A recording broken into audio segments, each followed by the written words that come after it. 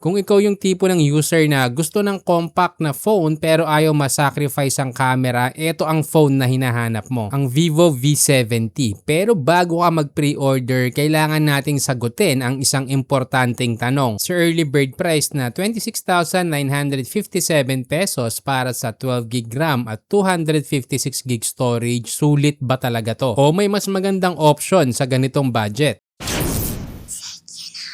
Unahin natin ang unang malaking advantage ng V70 at ito ang camera system. May triple camera setup na binubuo ng 50 megapixel main na may OIS, 50 megapixel periscope telephoto na may OIS din at 3.7 times optical zoom at 8 megapixel ultra wide. May Zeiss optics din kaya malinaw ang focus ng phone na to ay photography. Well, malaking tulong talaga ang optical image stabilization kapag kumukuha ka ng photo sa gabi o sa low light kasi mas stable ang shots at mas malinaw ang detalye. Ang periscope telephoto naman ay nagbibigay ng 3.7 times optical zoom na ibig sabihin hindi lang digital zoom ang ginagamit. May 50 megapixel selfie camera din sa harap na may autofocus at kaya rin mag-record ng 4K video. Kaya kung mahilig ka sa video calls o content creation, malinaw at detailed ang output. Ang ikalawang advantage ay battery. May 6,500 mAh na mas malaki kumpara sa typical batteries ng karamihan ng phone sa ganitong size. Yung ganitong capacity kaya nang tumagal ng buong araw ng mixed usage tulad ng social media, video streaming, messaging at browsing. May kasama ring 90 watts fast charging. Isa pang umangat dito ay yung display. May 6.59-inch 1.5K AMOLED at 459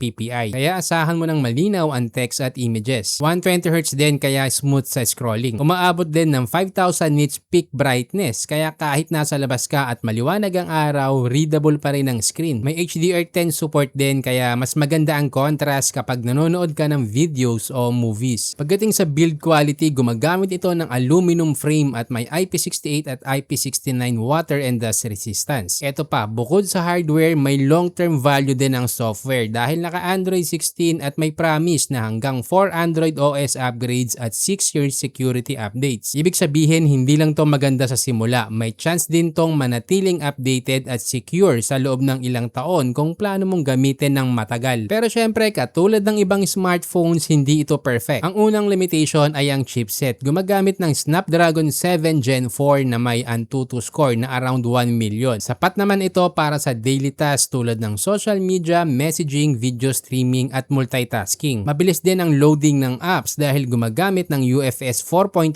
storage. Pero syempre, kung ang priority mo ay heavy gaming sa pinakamataas na graphic settings, may ibang phone sa ganitong price range na mas gaming focus ang chipset. Ibig sabihin, kaya rin itong mag-run ng popular games pero hindi ito ang pinakamalakas na option kung gaming ang main use mo. Ang ikalawang compromise ng phone ay ang ultra-wide camera. Habang malakas ang main at telephoto, ang ultra-wide ay 8 megapixel lang. Usable pa rin para sa group photos o landscape shots pero hindi ito kasing detailed kumpara sa main camera. Kaya kung madalas kang gumagamit ng ultra-wide shots para sa travel photography, ito ang isang area kung saan may konting trade-off ang phone na to. Ngayon, pag-usapan natin kung paano gumagana sa workflow. Kung mahilig kang kumuha ng picture sa travel, events o portraits, malaking advantage ang 50 megapixel main at telephoto lens dahil nagbibigay ito ng flexibility sa framing ng shots. Maaari ka kasing kumuha ng normal photos gamit ang main camera tapos gamitin ang telephoto kapag mag-zoom sa subject nang hindi masyadong bumababa ang image quality. Kapag naman nanonood ka ng videos o gumagamit ng social media, yung 1.5K AMOLED na may 120Hz ay nagbibigay ng smooth at clear viewing experience. Yung 6,500 mAh battery naman ay malaking bagay na lalo na sa loob lang ng isang araw. Ngayon, kung pag-uusapan kung para kanino ang phone na to, bagay ang V70 para sa mga naghahanap ng mas compact phone na may magandang camera system sa presyong nasa around 27K. Lalo na ngayon na halos lahat ng brand ay palakihan ng labanan. Kaya kung priority mo ang photography, social media content at araw-araw na reliability, may sense ang value na binibigay ng phone na to. Pero kung ikaw naman ay heavy gamer at ang gusto mo ay pinakamalakas na processor sa price range na to, well, may ibang brand na mas pasok para sa ganyang usage. Sa performance context kasi, ang Snapdragon 7 Gen 4 ay sapat para sa karamihan ng users. Kayang-kaya nito ang multitask multitasking at smooth navigation sa system lalo na dahil sa 12GB RAM at UFS 4.1